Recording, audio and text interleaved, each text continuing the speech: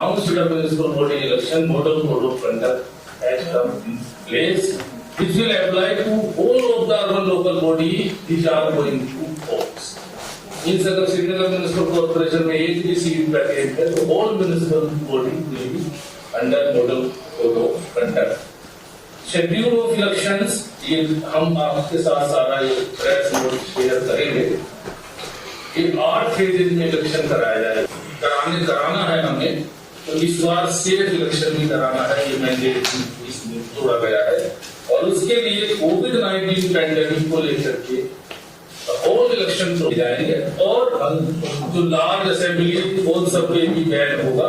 हमने detailed guidelines जारी की है और इस प्रेस नोट में भी इसमें सारी बातें आई है और जरिए हम पब्लिक को पहुंचाना चाहते हैं।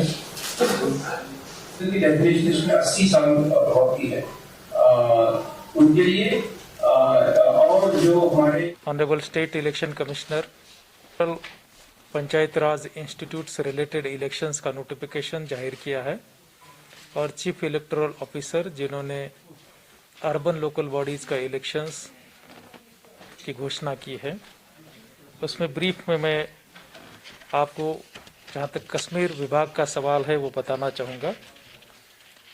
रफली अराउंड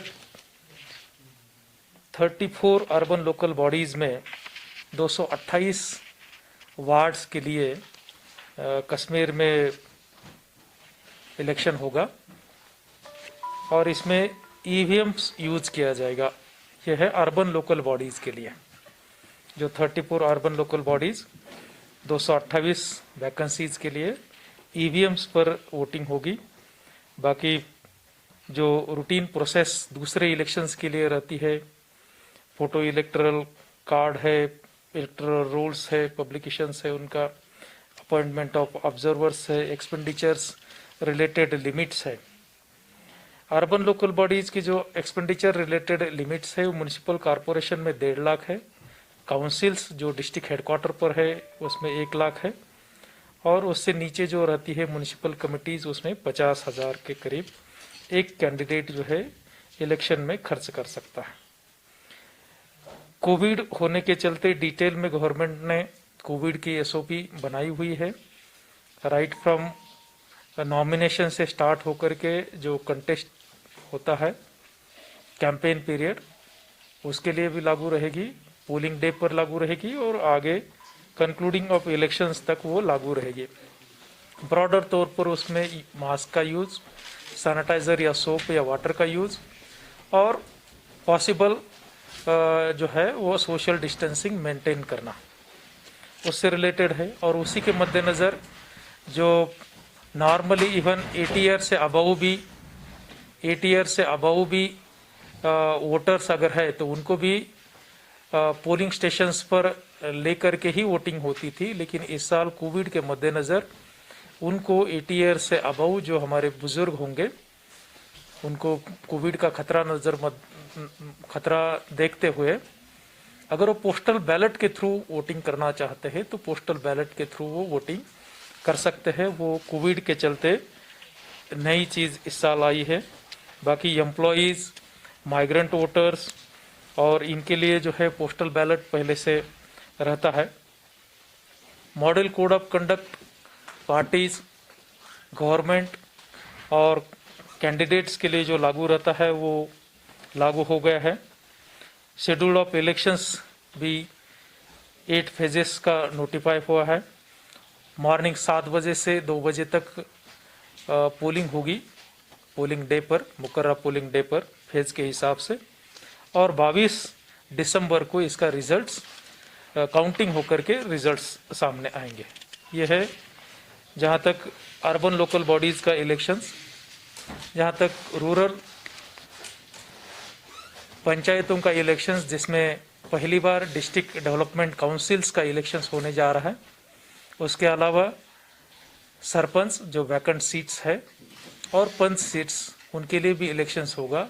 ये 3 अलग अलग किस्म के जो वैकेंसीज है उनके लिए जो इलेक्शंस होने जा रहा है जिसका कोऑर्डिनेशन स्टेट इलेक्शन कमिश्नर करने जा रहे हैं, जिनको 4-5 दिन पहले ही नए जो लीगल प्रोविजंस आए हैं उसके तहत गवर्नमेंट ने अपॉइंट किया है, उनकी सदारत में वो इलेक्शंस हो रहा है, उन्हीं के कंट्रोल में और डायरेक्शंस में इलेक्शन हो रहा है, स्टेट इलेक्शन कमिश्नर साहब के। इसमें जो रूटीन एक्सरसाइज है उसके अलावा जो मेन ये है कि वैली के 137 रूरल डेवलपमेंट ब्लॉक्स में ये इलेक्शंस होगा। पंचायत हल्का इसमें 2182 आ रहे हैं। डीडीसी कॉन्स्टिट्यूंसीज हर जिले में 14 है तो 10 जिले की 140 बनती है। सरपंच की जो वैकेंसीज है 935 है और पंच की वैकेंसीज 11,814 है। तो 11,814 पंच कॉन्स्टिट्यूंसीज के लिए इलेक्शंस हो रहा है, साथ में 935 सरपंच कॉन्स्टिट्यूंसीज और 140 डीडीसी कॉन्स्टिट्यूंसीज को रूरल एरियाज में ये इलेक्शंस होने जा रहा है। ये इलेक्शंस बैलेट बॉक्स के तर्ज पर होगा। तो पहले भी जो है रूरल इलेक्शंस बैलेट बॉक्स के ही यूज करते हुए होते आ रहे, उसी के तर्ज पर जो है ये इलेक्शंस भी बैलेट बॉक्स यूज करते हुए ही होंगे। इसमें भी ऑब्जर्वर्स लगाने की तरतूद है। Observers state elections commissioners appoint करेंगे। एक्सपेंडिचर्स की भी इसमें लिमिट दी हुई है। डीडीसी कॉन्स्टिट्यूंसीज के लिए 5 लाख, सरपंच के लिए जो एक पंचायत हल्का पंचायत के लिए लड़ता है उनके लिए 1 लाख और पंच कॉन्स्टिट्यूंसीज में जो कैंडिडेट खड़े रहेंगे उनके लिए 30,000 की लिमिट मुकर्रर की है। पोस्टल बैलेट्स इसमें भी सेम है और कोविड के मद्देनजर इसमें भी 80 साल से ज़्यादा उम्र होने वाले लोग, इवन कोविड में जो पॉजिटिव या सस्पेक्ट लोग हैं जिनको आइसोलेशन क्वारंटाइन में रखा है, उनको भी पोस्टल बैलेट की सुविधाएं दी गई है। 8 फेजेस में ये भी इलेक्शंस होने जा रहा है। जहां तक काउंटिंग का सवाल है, सरपंच एंड पंच की काउंटिंग उसी समय हो जाएगी जिस समय ये 2 बजे पोलिंग डे पर पोलिंग खत्म होने के बाद उसी दिन काउंटिंग मोस्टली उसी लोकेशन पर सरपंच और पंच की होंगी। डीडीसी कॉन्स्टिट्यूंसीज की जो काउंटिंग है वो सब इकट्ठा ही होगी पूरे सभी 8 फेजेस खत्म होने के बाद।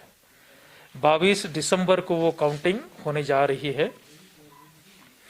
तब तक जो है अलग अलग फेजेस में जो डीडीसी कॉन्स्टिट्यूंसीज इलेक्शन के लिए जाएगी उनके बक्सेस बकायदा सिक्योरिटी फोर्सेस और बाकी सीसीटीवी और इंतजाम जो रखते हैं स्ट्रांग रूम का, वो इंतजाम करते हुए स्ट्रांग रूम में रखे जाएंगे।